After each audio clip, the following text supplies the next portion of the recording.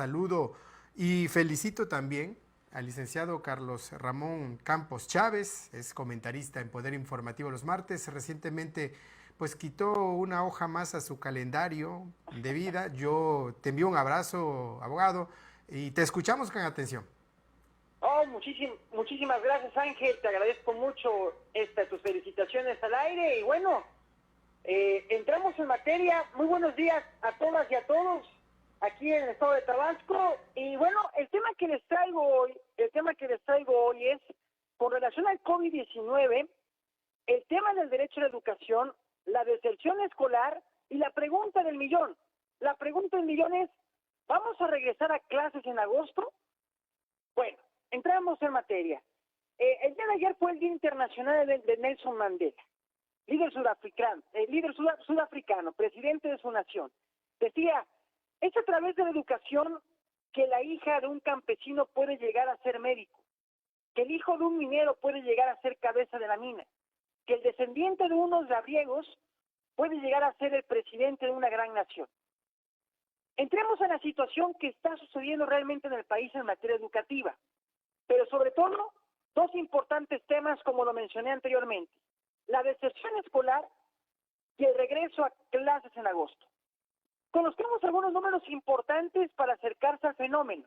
La encuesta para la medición del impacto COVID-19 en educación de 2020, elaborada por el INEGI, la pandemia incrementó el abandono escolar en nuestro país con 5.2 millones de bajas en las escuelas. ¿Cuáles fueron los principales motivos?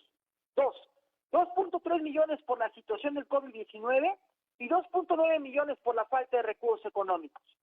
La semana pasada también aquí en nuestro programa, en el Poder Informativo, se compartió un informe del Alto Comisionado de Naciones Unidas para los Derechos Humanos que presentó ante el Consejo de Derechos Humanos de la ONU, más otros estudios de coyuntura. Dentro del diagnóstico general llegan a una conclusión, que la pandemia ha golpeado más a los sectores de la sociedad menos posicionados dentro de la estructura económica y de oportunidades que ofrecen naciones en desarrollo como las nuestras. Pero aunque no se crea, también a los países industrializados y digitalizados.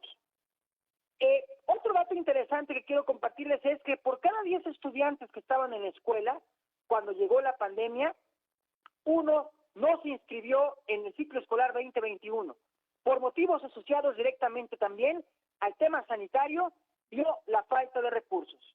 Entonces, es importante decir que dentro de este fenómeno real y lamentable para el desarrollo de las y los jóvenes de nuestro país, es una situación que requiere de una atención prioritaria por parte del Estado mexicano y nuestros gobiernos. ¿Y esto por qué? Las clases a distancia realmente han sido problemáticas, lacerando sistemáticamente la calidad de las clases para las y los estudiantes, principalmente para los de educación elemental y secundaria. ¿Qué no decir de las personas con discapacidad que, a decir verdad, han pasado de largo dentro del discurso de recuperación y o rescate a los sectores menos favorecidos? Por otro lado, las madres y los padres de familia se han quedado sin trabajo y como último elemento, disculpen, una disculpa, ha sido la brecha digital por falta de acceso a Internet. Continuamos. Una disculpa, fue un tema de garganta, pero aquí seguimos al aire. Aquí se tiene una problemática estructural de origen, pero también de destino. De entrada, el alto grado de marginación social en la situación antes del COVID-19 multiplicó la brecha de oportunidades para todos.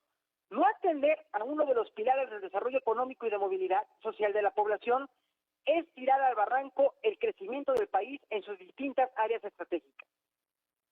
Regresando al líder sudafricano, la educación es el gran motor del desarrollo personal. Agregaría que no se diga de nuestras naciones en desarrollo. Esto nos lleva a otro tema, el regreso a clases en agosto. La pregunta es, ¿hay condiciones aún dentro del contexto pandémico para que se regrese a clases? Me parece que no. Sobre todo por las variantes que COVID-19 han venido generando, entre ellas la variante Delta, que ya están en nuestro país. Aquí estamos hablando de los derechos humanos de manera integral, de las y los niños, las y los jóvenes, las y los profesores, los servicios administrativos, en fin. Las condiciones humanitarias no están todavía para que las clases regresen físicamente. Y bueno, eso es un verdadero reto para el Estado mexicano y nuestros gobiernos, para no solamente cuidar el regreso a clases, sino cuidar también la cobertura y calidad de la educación, que como lo hemos comentado con anterioridad y con cifras y datos duros, la deserción escolar es el gran problema que el COVID-19 ha venido generando. Por eso, la inmediatez de regresar a clases. La pregunta es, ¿hay condiciones? Me parece que hay que revisarlo. Ese es el comentario de la semana, mi estimado Ángel.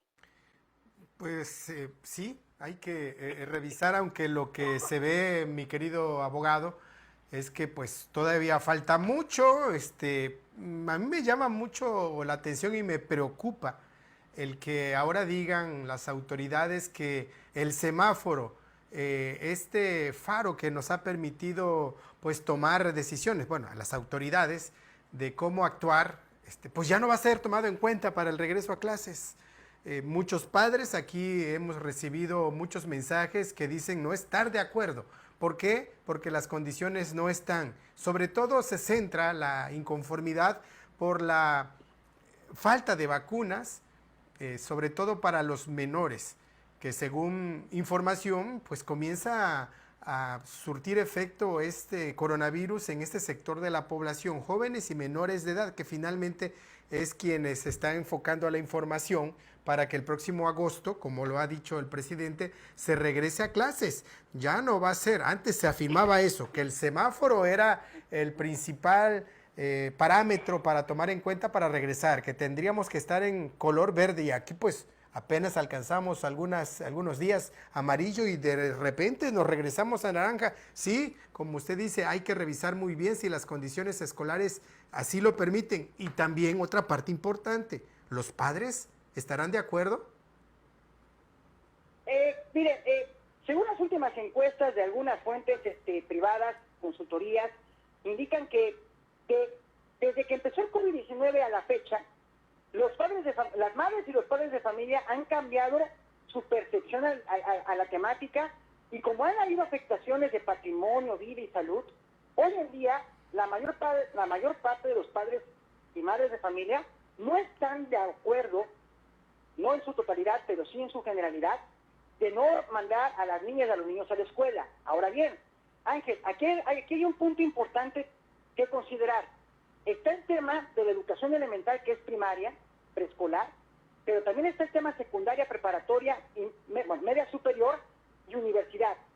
Cada nivel educativo debería de tener un tratamiento distinto. Claro. Porque no es lo mismo tratar con un joven que tiene más de 15 años. Obviamente el nivel de madurez es distinto, madurez emocional, otros elementos que lo distinguen de un niña de preescolar y de primaria y de secundaria también. Entonces, me parece que aquí se requiere una política, por eso lo comentaba en el comentario, vaya la redundancia, una política pública, una política de Estado que permita integrar todas estas necesidades en un paquete de soluciones integrales.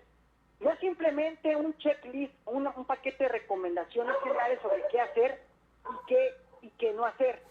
Entonces, me parece que aquí tenemos que construir políticas focalizadas.